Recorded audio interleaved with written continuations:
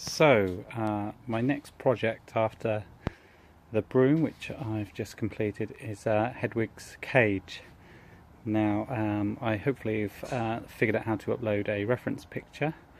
The striking differences between the reference picture and this cage is obviously this is a white plastic which looks nothing like the wood. The bars are black, not silver, and there is no floor in the cage that looks like floorboards, and no golden perch. So what I'm hoping to do is to spray the plastic with a primer and then a brown. I am going to make a floor for the cage, just under this. Doing it one-handed, doesn't ever work. I've already prepared a template, and just to see if it works, a foam mat that I will reinforce. Let's see if this works. Does it? It does fit. Yes. See if I can clip it down. Sorry about that. There we go. Now I will spray that brown and add some lines. Hopefully I'll show you what to do. What I'm looking forward to doing is a little silver Hedwig plate there, and put one of my son's owls in, so it'd be a bit of a permanent feature. I won't keep taking it apart because I just don't know how robust this spray will be, and the foam, but I'm looking forward to getting started and see it take shape. So this is the rough base of my template. I have a feeling it's going to be more of a tester rather than one that I might use. I'm quite happy with it. I obviously need to tidy up the edges, but I just wanted to see if I could create the effect of floorboards. So first of all, I'm just going to guesstimate the kind of distance between the two by eye, really. I've done them an inch apart, but rather than try to measure it perfectly, because it's made out of, or supposedly supposed to be made out of wood, a few wonks and kinks I think kind of add to it rather than it being perfectly square.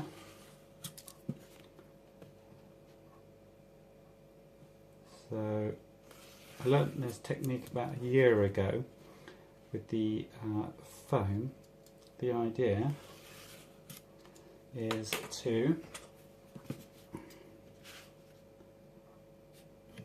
cut slightly, score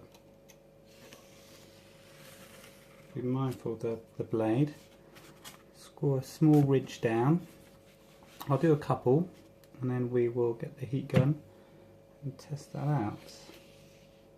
Again, be mindful of fingers.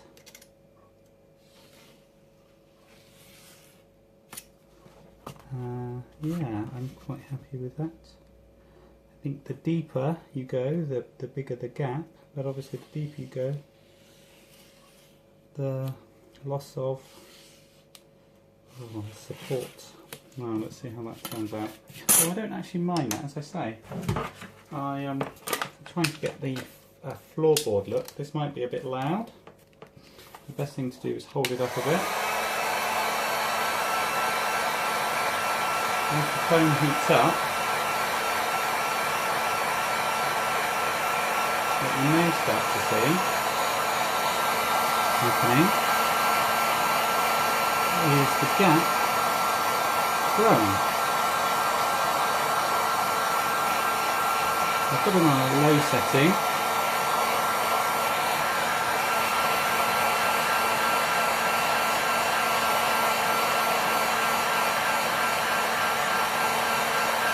I'm keeping it about an inch away from the foam and constantly moving it so it doesn't burn.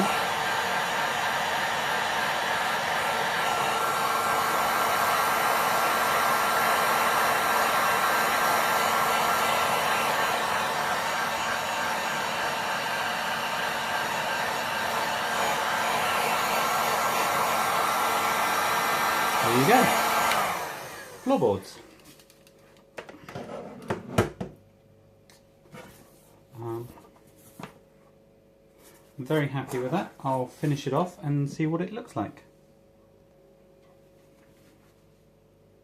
Okay, I've nearly finished. For safety I'm just using a kitchen oven glove just to help keep me safe. I think when using heat guns, glue guns, scalpels for any crafting, following the instructions, safety advice. If you're young of age, full supervision, or even get an adult to do it. It's not to say an adult won't hurt themselves, but take your time, learn some new techniques. I'm just going to crank this up.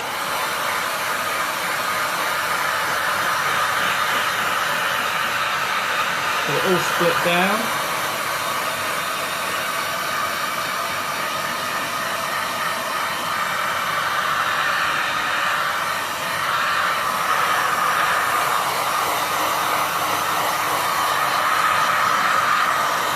There we go.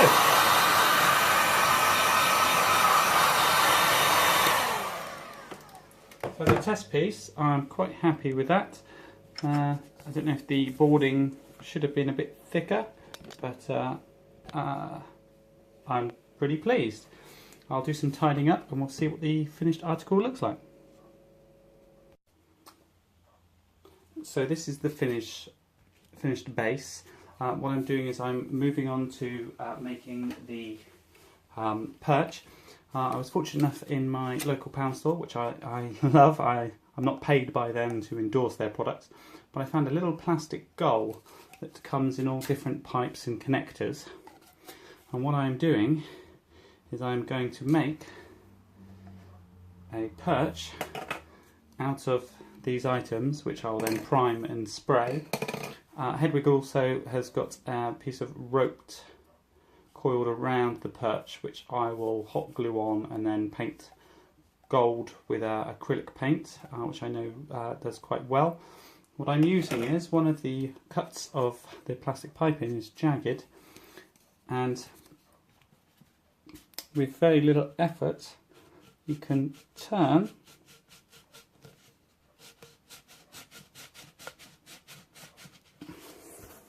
as you can start to see. Oh, there it is. Cut it out. It makes a beautiful hole. In fact, that's probably the nicest hole I've ever done. It's always nice to have bits of these plastic lying around for these jobs, because a Stanley knife would have made a right old mess. Now, bearing in mind, let's pull this back. Bearing in mind the perch I'm going to actually attach to the bottom of the cage. Let's put it all together so it's out of sight. I'll hold it up.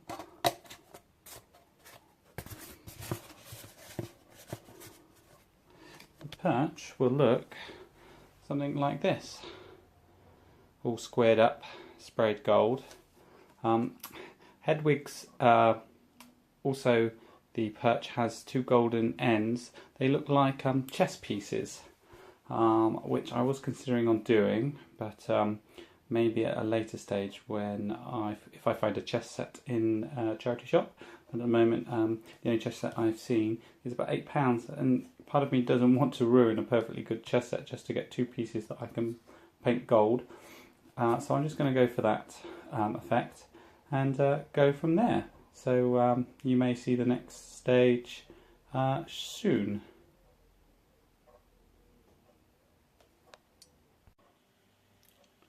So onto the perch.